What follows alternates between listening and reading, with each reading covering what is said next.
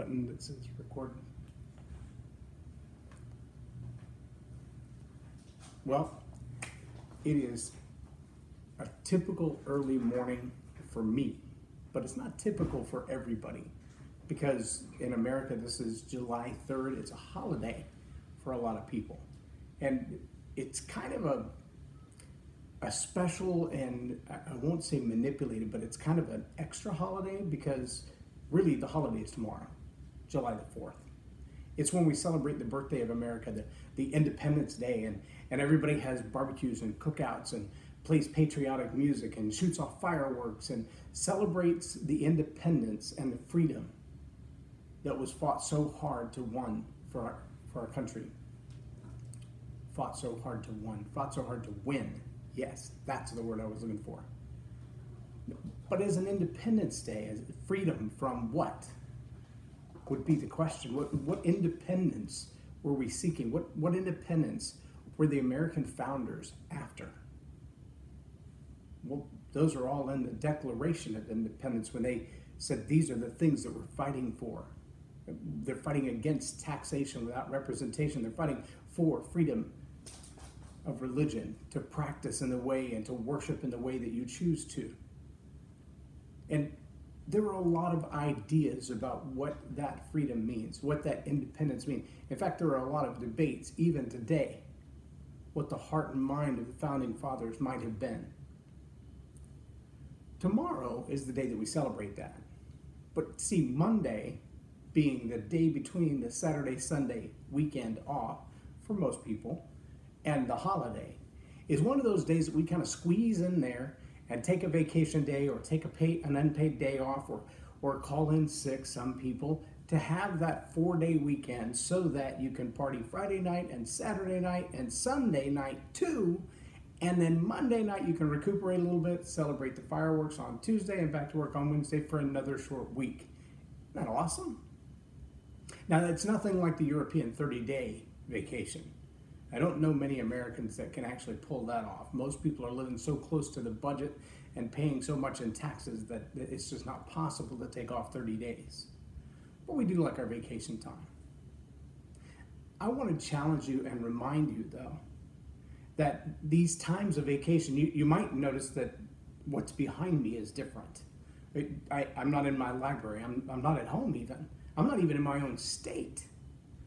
And the reason is that I had an opportunity to travel and visit my family on the other side, if you will. My daughter and her 2 boys and my wife's father.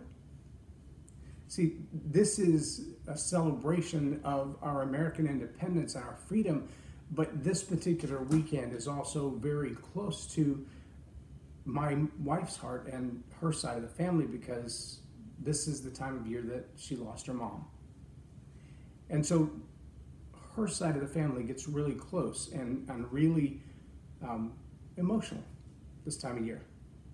Well, to add to that family bonding moment and opportunity, this morning I'm here with the boys and I'm kind of talking low. I hope you can hear me okay, but it's because the 2 little boys, 3 and 5, both about to have summer birthdays celebrated in a couple of weeks, so they'll be 4 and 6.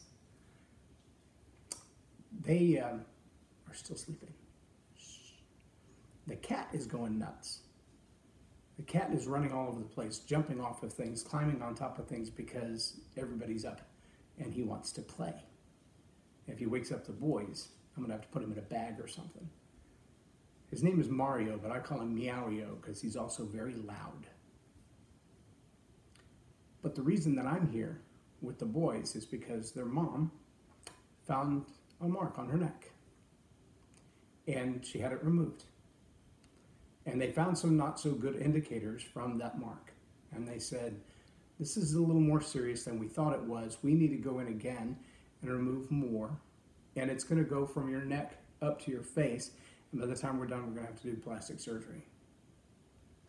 Well, that's probably not the way you want to celebrate the 4th of July. That's probably not the way you want to remember Independence Day. And I know it's not the type of thing emotionally that you want to wrap together with the anniversary of your grandmother's passing or your mother's passing in my wife's case, but my reminder to you today, my challenge to you today is wherever you are in the world, whatever holiday you may be celebrating, whatever excuse you have for coming together as family, remember that we are human beings, and on this earth, our days are limited. The time that we have to spend with each other, it's limited. The opportunities that we have to say, I love you, or I'm sorry, they're limited. The chance to put your arms around someone, to snuggle them up close, to kiss them on the cheek, to remind them how much they mean to you, they're limited. And if you let one of those get away, it's too many. If you let one opportunity to snuggle them up, if you let one opportunity to hug them, one opportunity to say, I'm sorry, one opportunity to say, I was wrong, you were right, what can I do to fix this? If you let one of those get away, it's too many. Whether they're grandkids or best friends, high school buddies or newfound mates at Starbucks. Face to face, eye to eye, hand to hand, reach out and love somebody. Remind them that they are special, even when they're a jerk. They are special, even when they don't do everything you want them to. They are special, even when you don't agree. Politically, religiously, about math questions. The petty disagreements that we have in this life, they're petty. They really are petty. But we sometimes, as humans, allow them to come between us and people that we care about in the same way that they do between us and absolute strangers. As a believer in Christ, one of my callings, one of my objectives in life, one of my expectations from my Father is to understand that they will know we are His children, His disciples, by the way we love one another. I believe that extends beyond my immediate family, beyond my wife, beyond my children, beyond my grandchildren, beyond my parents, beyond my aunts and uncles, to every stranger, to every absolute stranger. I told this audience a few weeks ago about stopping in a construction zone to help a man whose car had a flat tire and he was left stranded in high-speed traffic that had no way to escape him, and he had no way to move his car. For 2 solid hours in 100-degree temperature, he sat in his car because he wasn't physically capable of changing his own spare tire. Turns out when we got out of the car, the spare was flat as well, but I had a compressor in my truck, so we aired it up before he left. But when we pulled up to help him and he got out of the car, his physical inability became obvious. He tried to walk to us and he fell down, and we thought he may be having a stroke, or perhaps he's drunk, or there's something really wrong with him. Turns out he just had MS. But he was 2 hours sitting in that car in the hot sun, unable to leave, unable to get to the shade, unable to fix his own car, unable to do anything for himself. And when we pulled up and offered help to him, he was like, why would you help me? What did I do? Why? You're not the police, you're not the fire department, you're not roadside assistance. Why would you care? And then when his physical limitations became obvious, I had to bear hug him.